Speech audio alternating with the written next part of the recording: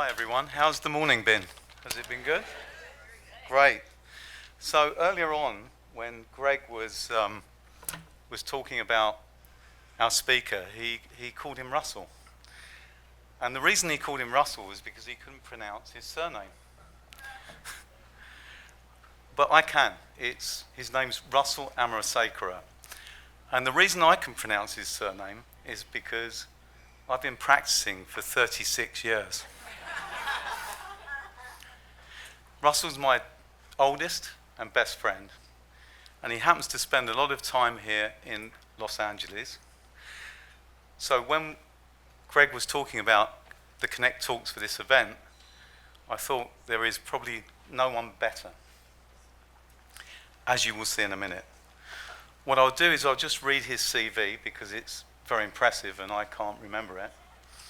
But I just wanted you to know that. So I have a kind of vested interest because he's just one of the most remarkable people I've ever met. And I think you're really going to enjoy his speech. So, this is what it says. Russell is a creative, super energetic, and highly empathetic presentation, career, and life coach, personal stylist, and motivational speaker. His personal story has led him through a career that started in brand marketing and communications, which is where I met him 36 years ago at Thomas Cook, through television presenting and to the creation and sale of an award-winning live events and media company. Today, Russell focuses on his greatest love, coaching, advising, mentoring, and styling high-performance business leaders, entrepreneurs, public figures, and celebrities under the banner of Pearls and Poison. Russell's work with his clients also extends to helping them to think more actively about their life and career purpose, how to manage their well-being and sense of balance both inside and outside their working lives. In essence, Russell helps his clients to find their true and authentic voice through the way they act and communicate with others and how they can best unlock their true potential in life and business. Russell's clients are usually high-performing, high-profile individuals, and therefore he works on an entirely confidential basis. However, some organisations he has worked with over the recent years include board directors, senior executives, C-suite, from HSBC, Creative Artists Agency, McKinsey, London Stock Exchange, Kroll, Burberry, American Express, Selfridges, and many, many other very high-profile people that you would all know, but their confidentiality has to be respected. So please welcome Russell to the stage.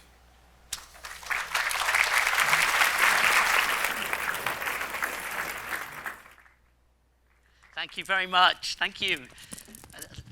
Really lovely to be here. I've got to say, it's a little intimidating when your best friend asks you to speak, and it's kind of, oh my goodness, so no pressure. But look, it's wonderful to be here. It really is wonderful, and I love Los Angeles. I've been coming here now, pretty much living half my life here for the last 3 years.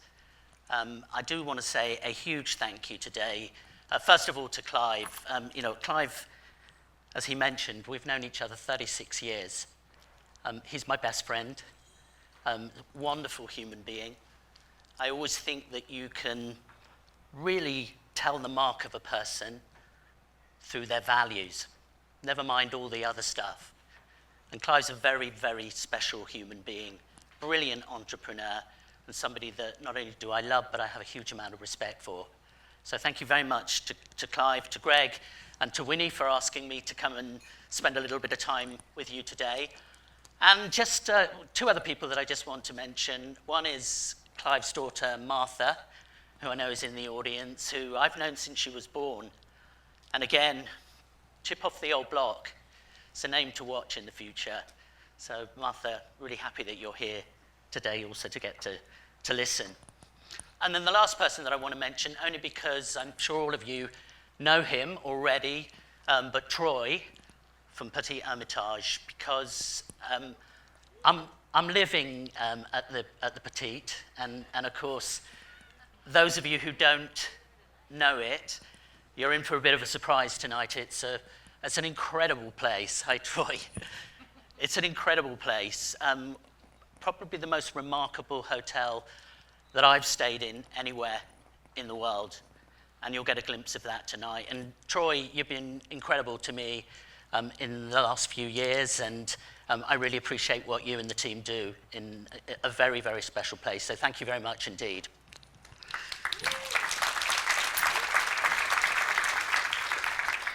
So look, I'm going to spend an hour with you, and look, everything that I say, none of it will be new, okay? Because it's not that I have any secret sauce or any great revelations. But as Clive said, I'm a life coach, I'm a career coach. And one of the things that I guess has been a very big calling card for me in my work is I like to hold the mirror up. I like to challenge. I like to make people think.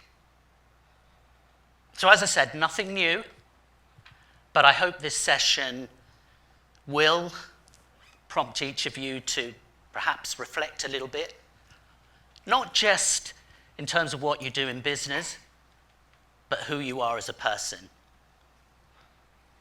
So look, I dress as a woman, okay? Not some of the time, all of the time. And it's not a costume. It comes from here. It's a spiritual thing. Now, when I'm out and about, and it doesn't matter wherever I am in the world, I very typically get 3 reactions, okay? And the first reaction is sometimes people come up to me and they say, good on you. Good on you for having the courage and the confidence to express who you are. And I love that. That's hugely validating when I hear this. The second reaction is people laugh. And I'm okay with that. Because honestly, I don't take myself that seriously. A lot of how I go out to the world, yes, there's a very strong expression of the feminine, but also there's a lot of play. You know, I'll get up in the morning sometimes and I think, you know what, I think I'll be a pirate today. And it's good fun. So I don't take myself that seriously.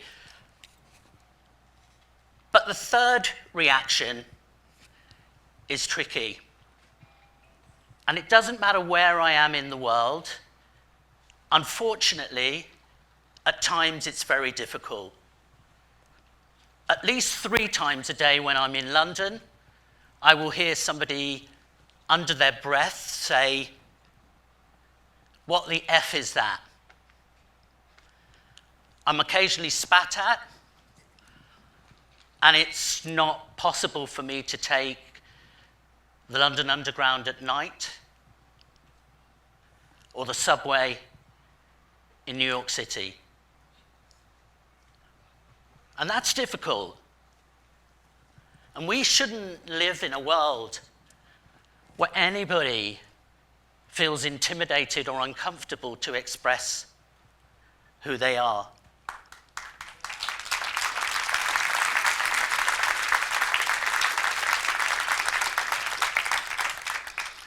But sadly, we don't live in a perfect world, do we? And that's the reality of what so many of us face in so many walks of life. So I want to talk a little bit about this authenticity thing, okay?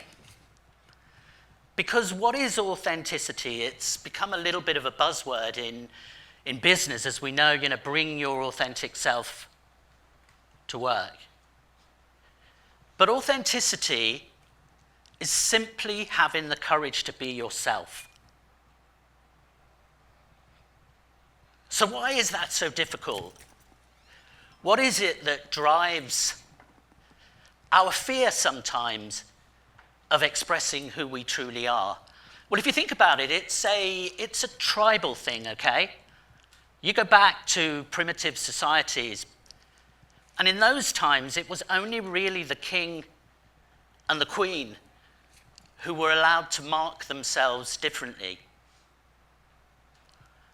And in tribal societies, we grew up fearing judgment, rejection, and humiliation. And you know, the crazy thing is it hasn't really changed. All these thousands of years later. And if you think about it, we live in a world of labels. We create labels to help us make sense of the world. And kind of looking around this room, and you know, it's a pretty diverse audience. But I'm sure many of you, beautiful people, grew up hearing some very positive things about yourselves. Pretty, smart, cool. And a little bit like those people who come up to me and say, good on you, it's really nice when we hear those things. But we also live with some pretty difficult labels as well. Ugly, stupid. Some of the things that we read every day on social media, they're terrifying. I have a client of mine, she's amazing. She's probably 52, 53 now. Super smart, gorgeous.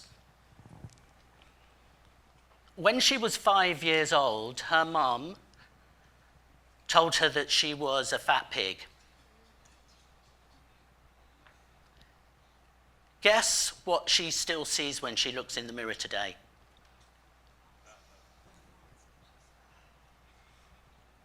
Because all of us, we live with self-limiting beliefs. And it affects our lives and it affects our confidence through our whole lives, just very simply because we were given a label. And this word, authenticity, look, it's absolutely linked to our confidence as human beings. And confidence comes from that ability to feel safe and secure in who we are. It's pretty straightforward stuff, but look, the challenge we all face, and you know, we recognize we live in a social media world that encourages us to externalize our world. That's what it does, and tech is wonderful. I love technology. We're living in a room of all of you operate your businesses in a world of tech, and it does remarkable and amazing things. But not when it results in us losing connection with ourselves and our humanity. It also creates a comparison culture, and I think we know that all too well with social media.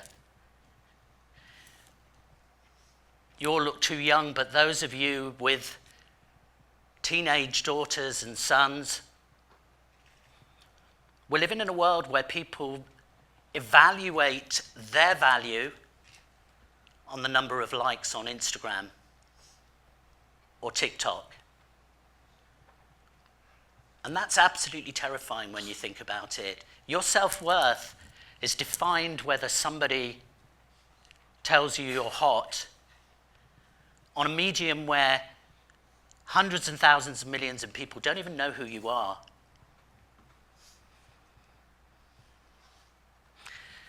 And it's interesting, you know, in the context of all of our lives, when we talk about having ego, ego is driven from our need to compare ourselves. And it's so destructive.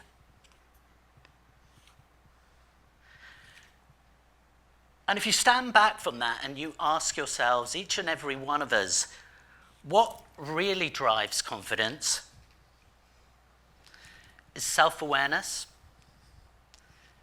It's self-knowledge. And it's self-reflection. And those are tough things for us to do in a world where there's so much noise. And it's interesting, and Clive and I have had many conversations about this over the years. But success, and all of you in this room are successful, doesn't always create confidence, because it can also increase our desire to compare. I need to be better. I need to be richer.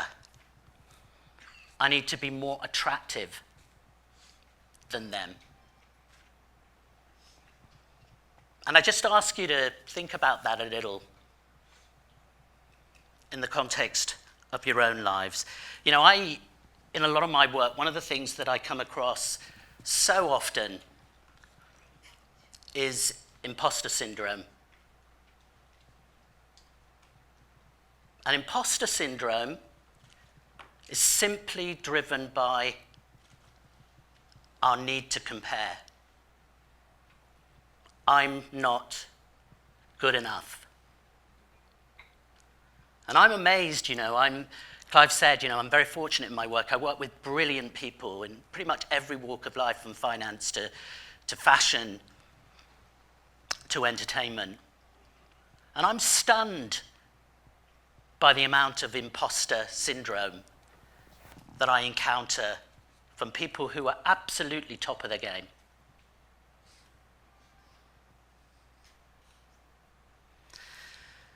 And I think the biggest single barrier to authenticity, that ability to be able to express ourselves, is the danger of creating a false version of ourselves to love. And again, I just ask you to think about that a little bit.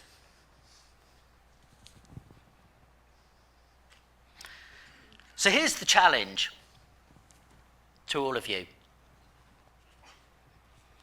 The biggest test to the real meaning of authenticity for all of us is truly just that ability to be able to sit with yourself and be comfortable with who you are. That's not easy in a 24/7 always-on world where we just are so busy, and busyness has become a badge of honor in so much of what we do. And this is something that I've really worked on myself over the years. It's a spiritual thing. It's been part of my own spiritual journey. To try and live with a philosophy where there's no envy, no comparison, and no FOMO. And I can tell you it's deeply validating, because you start to really understand the true meaning of that word authenticity. And interestingly, as a stylist with my other hat on, I was asked the other day, what do you think the true meaning of the word beauty is? And I thought about it for a minute, and it's so easy to give the obvious answer to that question, particularly being in LA and in Hollywood.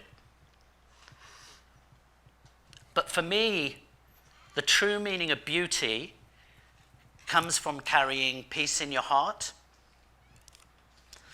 no anger, kindness, compassion, freedom, and love.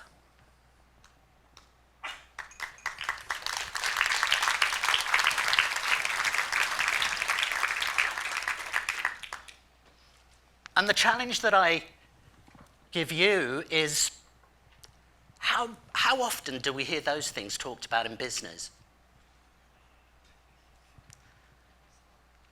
In corporate America, or corporate Asia, or corporate Europe.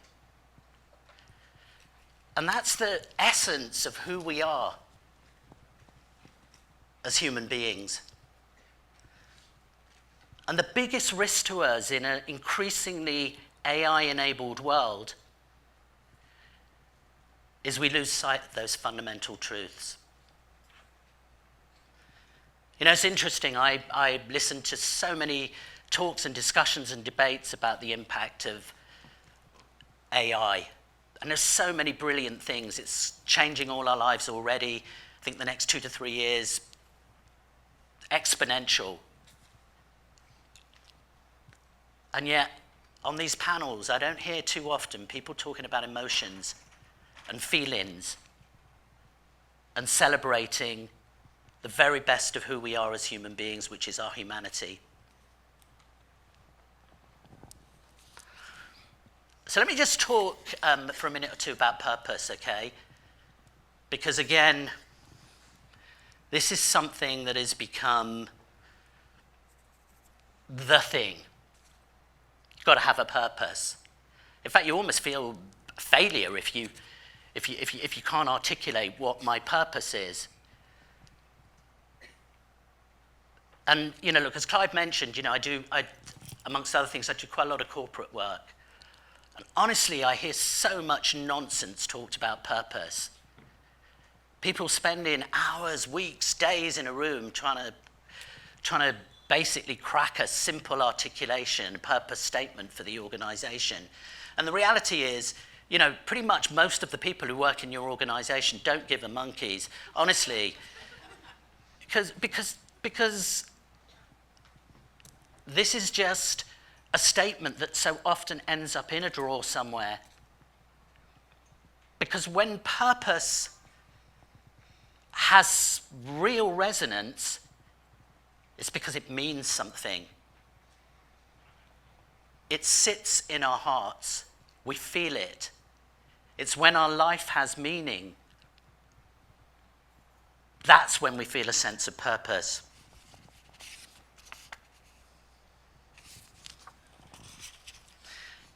There's a really interesting piece of research done, actually, that I was fascinated by. It was quite a few years ago, during the Gulf War. And it was really extensive, this piece of work. They interviewed thousands of American soldiers and also Iraqi soldiers. And they asked them, what are you fighting for? And you know what was fascinating? There was one fundamental insight that came out of that piece of research. And when asked, it wasn't the cause, wasn't the mission, wasn't winning. The biggest single insight is I'm fighting for my brothers and sisters. And that to me says so much about why we do what we do and our lives have meaning. Because fundamentally it comes down to relationships. It comes down to exactly why all of you are here today. To connect and understand what it truly means when you understand each other at a deeply human level. Because purpose comes from the heart. Now, I have a little, and I hope this is helpful for you. When I do purpose work and I'm helping somebody work through, how to define their purpose, I have this little formula, okay? And people oftentimes they'll spend 5-6 hours on this, but it's really, really simple. Your purpose is your skills and talents aligned to your values, not the stuff on the corporate website, your values, what you feel in your heart, aligned to the difference that you want to make. Your skills and talents aligned to your values, aligned to the difference that you want to make. And I promise you, if you spend some time really, really thinking about that, it's fascinating what you discover about what really matters to you. And it can be quite challenging. I'm also going to share with you, and again, I hope this is helpful, the questions that I ask my clients to think about when I'm asking them to think about their purpose. These are what I call the big questions.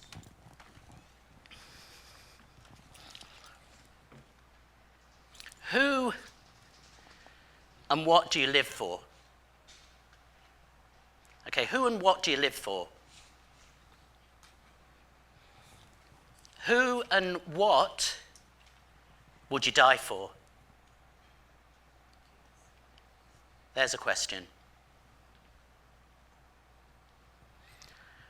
What are you most proud of in your life, and why?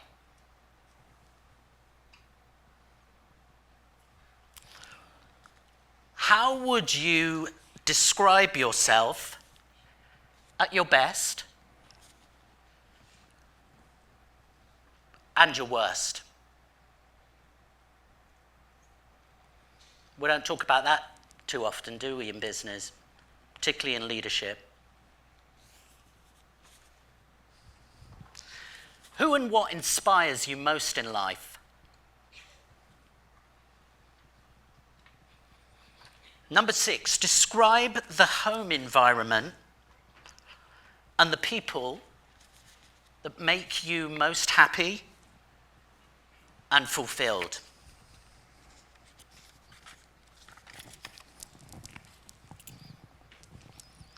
Number 7, describe the working environment and the people that make you most happy and fulfilled.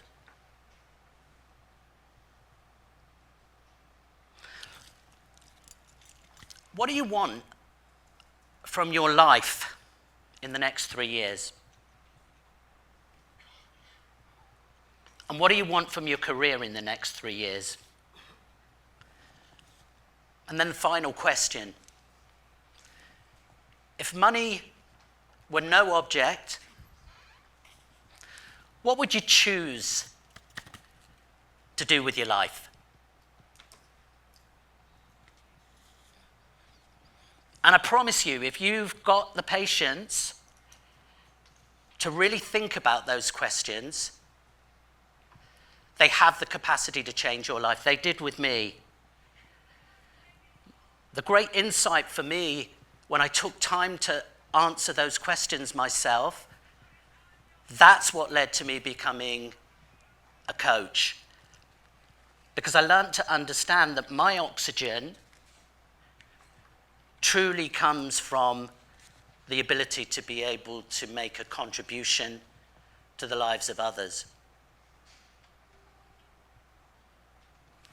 So I'd really encourage you, if you have the patience, to really think about those questions. And one last thought on purpose, okay? You think about what you do every day. And I know there's a real mixture of people who work for organizations, those people who've created their own, phenomenal people in this audience. And you think about what we spend so much time doing in our business. We talk about our vision, we talk about our strategy, we talk about our operating model, we talk about our team, we talk about our culture, we talk about our goals, and we talk about our results.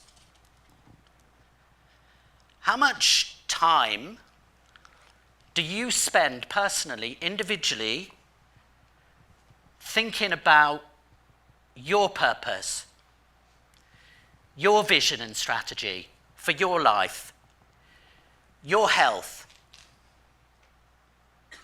your family, your friends, your goals, your time, and your results? Because I can tell you pretty universally with my clients, that's the biggest piece that's missing.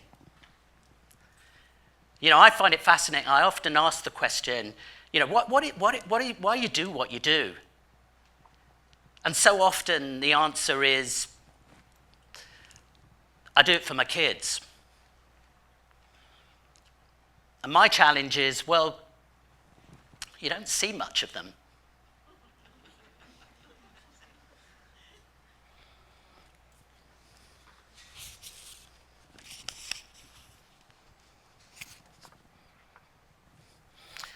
Okay, I just want to touch for a few minutes on leadership, because I know there are some pretty phenomenal leaders in this room, and I just want to hold the mirror up, and I just want to challenge you a little bit. And this came from a piece of work actually that I did quite a few years ago, and I was thinking about, you know, when I go around in different organizations, what is it that I see? Okay, what is it that I feel? It was probably 6-7 years ago. It's pre-pandemic, actually, this piece of work. And I decided to code what it was I saw and experienced. And I called this Yesterday's Leader. And I'm going to share with you the codification. So yesterday's leader was driven by money and status. How big's my bonus? How big's my reward? Yesterday's leader was impatient and dismissive. Too busy. Always moving. Yesterday's leader led through command and control. JFDI. Just get it done. Yesterday's leader, their mantra, failure's not an option round here. We don't fail, we can't fail. Whatever it takes. At whatever cost. Yesterday's leader, it's my way or the highway. Yesterday's leader, and I don't know about you, but I have a visceral reaction to this. They made you feel parent-child.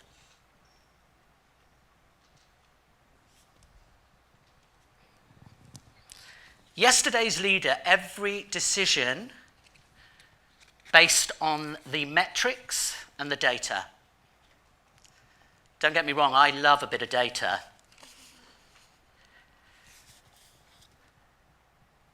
But it's the evaluation of everything that drives decision. I think we're living in a world actually where that is becoming more and more prevalent. Yesterday's leader, I love this one. They listened to reply, not to understand. Think about that. Yesterday's leader rarely listened, transmitted a lot. And yesterday's leader rarely said thank you. Because the words are cheap. You can always tell when somebody really means it because it comes from the heart. Yesterday's leader, what you did outside the office, not my concern. And knowing you as a person is really not necessary. Think about that in a hybrid working environment. Yesterday's leader, your mental and physical health, purely your responsibility. That's pretty scary in today's world. And lastly, yesterday's leader, your value is directly proportional to the number of hours that you spend in the office. And you know, the scary thing is, I still see that today. And for many of us, was a playbook that we grew up in. That was how we were taught to lead.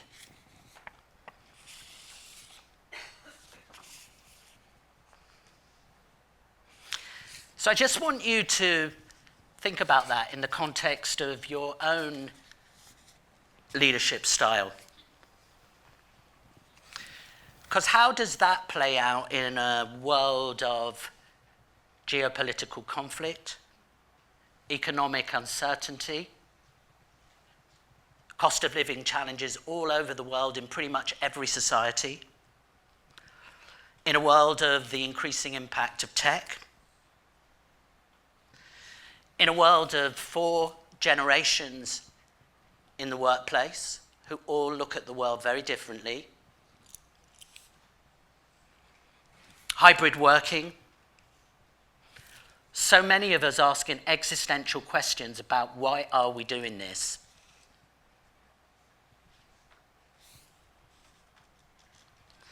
The increasing impact of mental health, anxiety, depression, burnout in our world. You know, it's fascinating to me, if you think about it, as human beings, we're simply human batteries. You know, you think about, we go to bed at night, it's a bit like an iPhone. You plug it in, you get a full power surge, but the difference today is as soon as you wake up, you are wearing down that battery way quicker than we were ever designed to do. All the different inputs, technology inputs, noise, challenge, a 24/7 always-on world. And that's one of the reasons why we're all knackered at 3 p.m. You know, people often, give particularly young people a very hard time about this. But it's just very simply a case we are wearing our battery down much quicker. And by the way, it's my view on this, I'm a disruptor. I think we need to seriously rethink the whole way in which we work and we live to take account of the world, because we are doing things with our minds and our bodies we were never designed to do.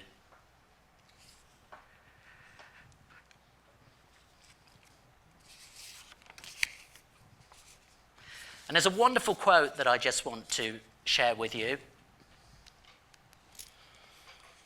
And it's from the Dalai Lama. Man sacrifices his health in order to make money.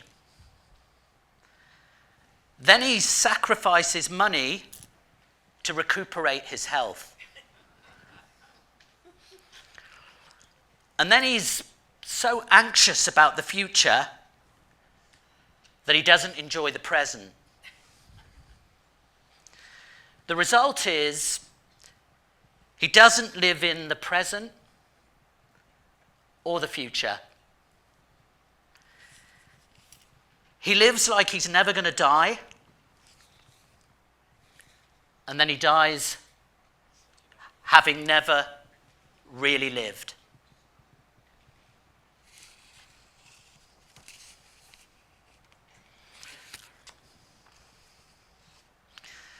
So look, how do we navigate all of this, okay? And I want to to finish with a couple of thoughts on Gen Z and a little bit on growth mindset.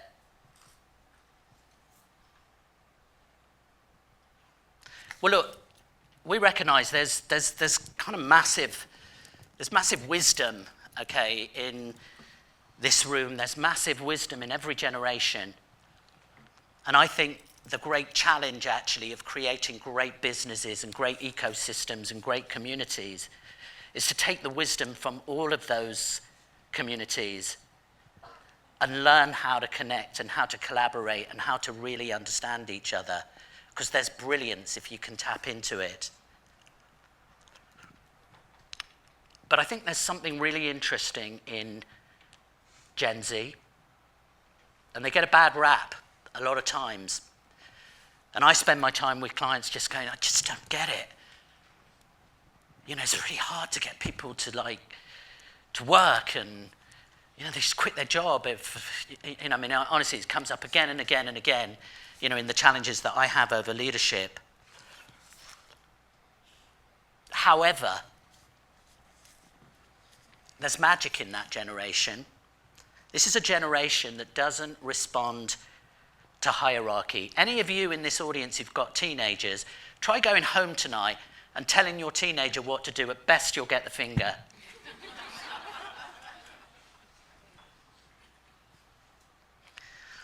And it's really interesting, you know, I do talks specifically on Gen Z. And very often I'll share a view to pretty sophisticated audiences like you, where I'll say, if you want to understand Gen Z, understand this. They will say, I don't want to be like you. They will say, I don't buy your model of work-life balance. And they'll say, you fucked up the planet and now we have to put it right. And you know, there's something in that. Because do I look at my generation and think we got it right? Absolutely not. Most of us are knackered. You know, we just get to a point where we're like... So I just ask you to think about that, because I really do think there's a lot that we can learn just if we're willing to listen. Gen Z value experiences and relationships. They really, really do. Gen Z, they're very entrepreneurial, okay? So many of them have grown up, you know, trading on Etsy, on Depop, on Amazon. If you really want to connect it, actually, by the way, it's a brilliant, brilliant technique, this, because I get asked about this a lot. If you ever want to get somebody from, you know, sort of Gen Z community to do something that they don't want to do, just trade with them. It's a language, honestly, that intuitively understand. I'll do this for you if you do that for me. Honestly, it's so simple. Gen Z, very tuned in to their emotions and feelings, and they want to talk about it. Quite a lot. It's great if you're a life coach, trust me, honestly. But they're high on challenge, high on questions, and they want to grow personally as well as professionally. And they don't buy traditional work patterns because it's not embedded in their minds in the way that it was for so many of us. And if we don't understand that, you can never lead that community. And they're the future, whichever way you look at it. You know, by the end of 2026, 4 out of 5 people in the global workforce will be millennial or Gen Z.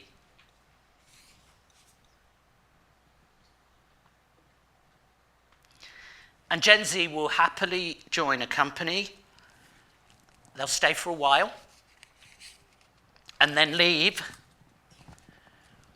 when that company no longer meets their needs. They're not wrong.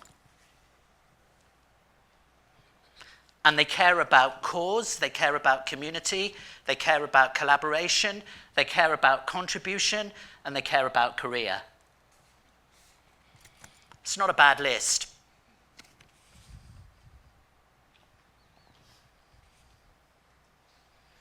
Okay, as I said, I just want to finish by just sharing a few thoughts about growth mindset.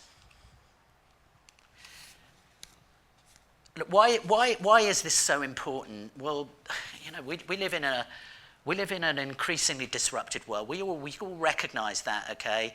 And the bottom line is, in an increasingly technology-driven world, we're only going to make it if we have the ability to be able to think differently. You know, one of the things I admire so much in my beautiful friend Clive is he always had that ability to think differently. When everybody else was turning right, he would say, I'm turning left. And that takes guts. Because you have to tune in to gut, to instinct. And you've got to have a belief in and conviction around what you're doing.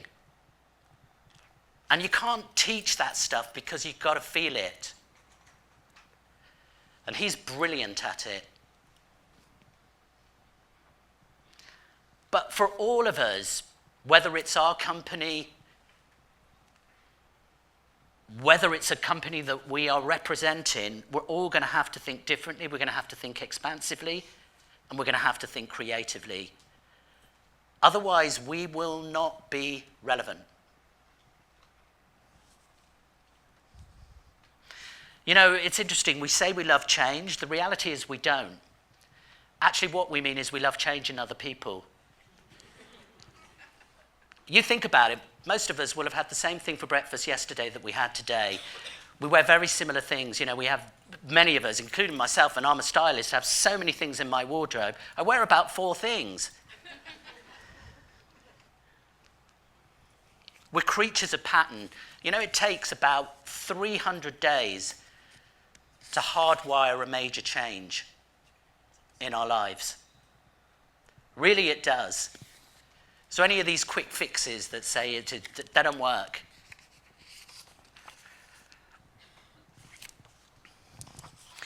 Why is that? Look, very typically, about 60 to 70%, okay, of our physiology and our mental capacity is simply designed to keep ourselves safe. We're biologically wired for that. That was survival of the species, okay?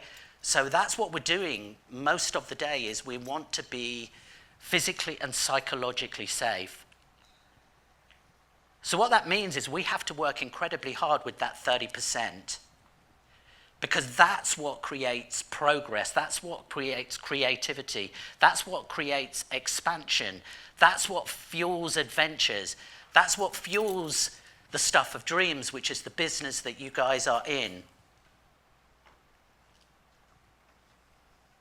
But change is uncomfortable. It really is uncomfortable. But without it, we don't grow, we don't expand, we don't renew, and we don't learn. And that is the essence of our potential as human beings. And it's why I do what I do, because of the potential that we have as human beings. We're extraordinary.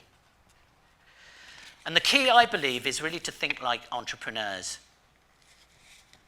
Okay? Because there's a lot we can learn. What do entrepreneurs do? Entrepreneurs always think into the future. I spend about 1/3 of my weekly life thinking about the future, thinking about what do I need to build, what do I need to create, how do I stay relevant? How much time do you spend thinking about your future and the future of your business? Because people tell me that they do, but that's not my experience, because we're so busy basically trying to drive the revenue, to keep up, to kind of just get the business through the door. Entrepreneurs always ask, how can I stay relevant? How can I be better? How can I be different? And how can I add value? How much time do you spend thinking about those questions? It's a brilliant example, actually. David Bowie, like many people in this room, I love music. I'm looking at Troy, who lives his life as a musician. David Bowie had a 47-year career, brilliant career in the music industry, as we know. And over those 47 years, he constantly disrupted and evolved. And those of you who know Bowie's music, from Ziggy Stardust, through Aladdin Sane, ultimately to Black Star, his final album.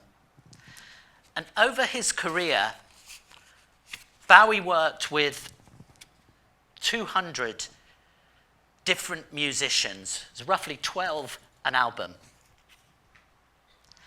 And what was interesting was that roughly 4 of those people were his trusted team, only 4. And the rest were other artists, collaborators, who he would consciously hire to challenge him, to inspire him, to change him. And that's why Bowie was at the top of his game, right up until that final album, Black Star. And I don't know if any of you have seen a brilliant documentary on Amy Winehouse's Back to Black album, the making of it, not the biopic. It's actually a documentary on how they made it. And it was so fascinating. They talked about the role that Mark Ronson played, and Sam Remy also played in collaborating with Amy Winehouse. And there was a lovely moment where Mark Ronson, Amy Winehouse was very against strings on her music. She thought it was cheesy. So Ronson sneaked in the strings on Love Is a Losing Game. And she loved it. And that was phenomenally successful, that whole album, but that song was phenomenally successful. We've all got to be willing to disrupt, to collaborate, to listen to other people's ideas. And the problem is, when you're the boss, you think you have to have all the answers. You don't. The best bosses are humble enough to recognize they don't have all the answers.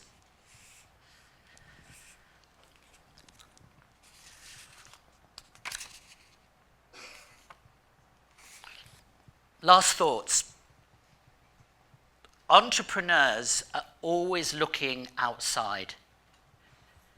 And one of the things that I think is challenging across every industry sector is we spend time with each other.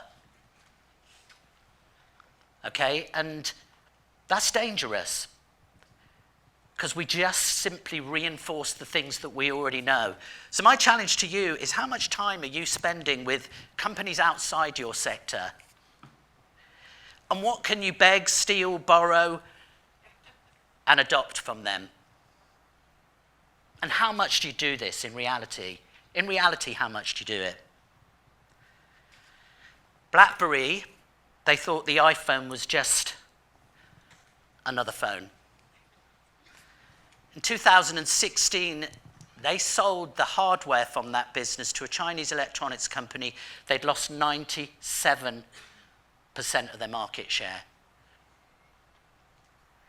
And the roll call, we know, General Motors, Blockbuster, Nokia, the list goes on, of those organizations that failed to adapt. Because entrepreneurs experiment. Experimentation is how you innovate, but you've got to be willing to fail. Most organizations I talk to talk about creating time and space to innovate. In reality, and you look at all the statistics, about 5% do it. Because they're so busy running the business that you don't make the time, the energy to think about what next.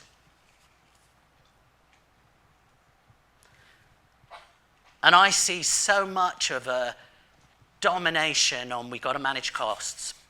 And you do. I'm an entrepreneur, I understand that only too well. But you can shrink yourself to greatness. Boeing, Chrysler, General Electric, General Motors, Polaroid. Historical examples. Final thoughts. Entrepreneurs don't do everything. The best entrepreneurs aren't that busy, because they sit up here. Clive and I were literally having that conversation 2 nights ago with Martha is the ability to be able to look across and say, where am I going to place my bets? Because the most successful businesses don't try to do everything. They work out where they're placing their bets, and they radar in, which means you've got to stop doing stuff. Easy to say we're shocking at doing that, because we feel we need to do everything to succeed. So my question to you is, where are you placing your bets? And entrepreneurs are always willing to tolerate mistakes, okay? Always willing to tolerate mistakes, both in themselves and with others. In my little business, I only ask myself 2 questions. Did the person that made a mistake, did they try their best? And did they try to do the right thing?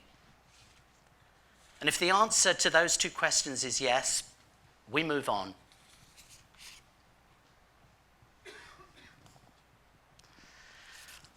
Final thought.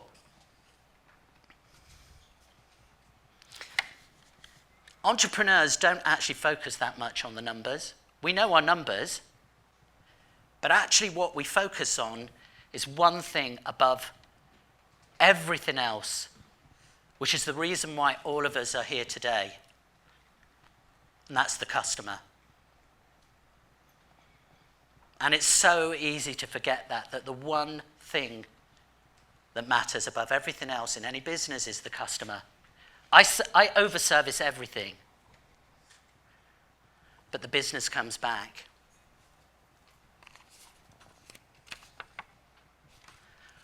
So I just want to leave you with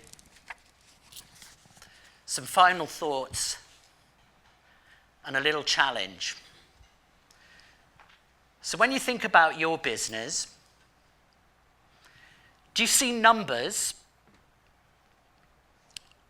or do you see people's lives? Do you see costs, or do you see value created? Do you see tasks, or do you see opportunities? Do you focus on the rules, or the right thing to do? Do you focus on your job, or do you focus on the difference you want to make? Thank you very much. Thank you.